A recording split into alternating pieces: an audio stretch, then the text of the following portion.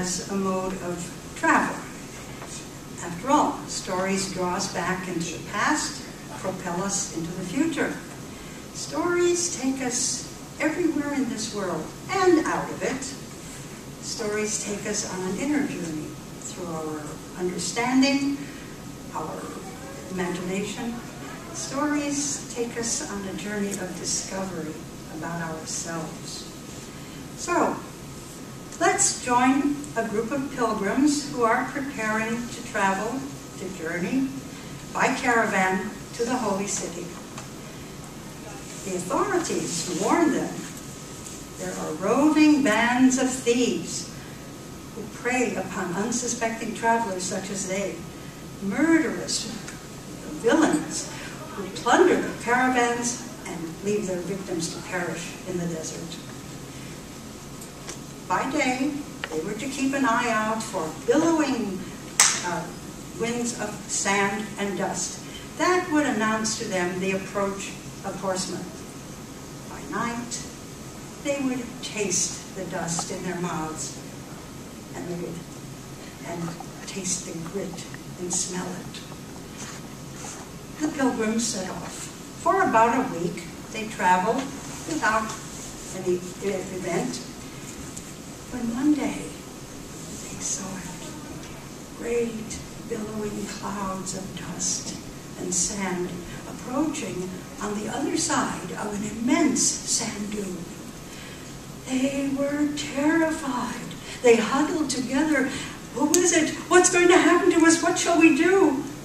They decided to send a scout to the top of the dune to see what he could see. On the other side of the dune was a group of horsemen, and they too sent a scout to the top of the dune. They arrived at the top at the same time and at once discovered they couldn't understand each other's language. By gesturing with their bodies and their arms, they attempted to communicate, and then each went back to his own party. When their scout returned, the pilgrims gathered around him. Who's there? What are we going to do? What's going to happen to us? The scout, his voice filled with emotion, said, "Oh, my friends, my brothers, set aside your fears. I have just met the wisest, the holiest of men." When I got to the top of the dune, we reached the top at the same time, and at once we saw we couldn't understand each other's language. I had the divine inspiration to draw a circle in the sand to show that in this world we are all one. He understood. And to show me that he understood, he drew a line through that circle to show that in this world there is the earthly and the spiritual. I then raised my arm to the sky and pointed with one finger and traced a great circle to show that in all the universe there is but one God. This good and holy man took from his pocket an onion that symbolizes the many layers of understanding. Out of respect for his wisdom and to show that I understood, I accepted the onion and I ate it. And then, in a gesture of sharing, and again to show respect to him, I offered him an egg, a symbol of the oneness, the wholeness, the purity of God. This wise and good man made no further answer. He refused to accept the egg, even though I could see he was a poor man. And then we parted. My dear companions, set aside your fears and let us proceed on our journey. On the other side of the dune was indeed a band of thieves.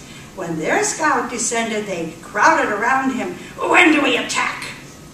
The scout, his eyes wide with fear, said, "Attack?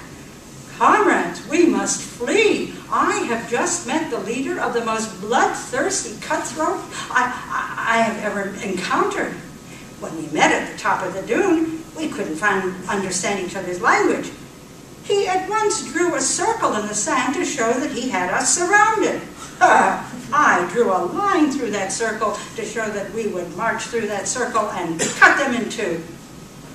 He then raised a finger to the sky and waved it around to show that he would take us on single-handed. I took an onion from my pocket to show him the bitter taste of death he had chosen. And what did he do?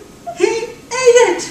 And then to show me the fragility of our position, he offered me an egg. I tell you, comrades, we must flee.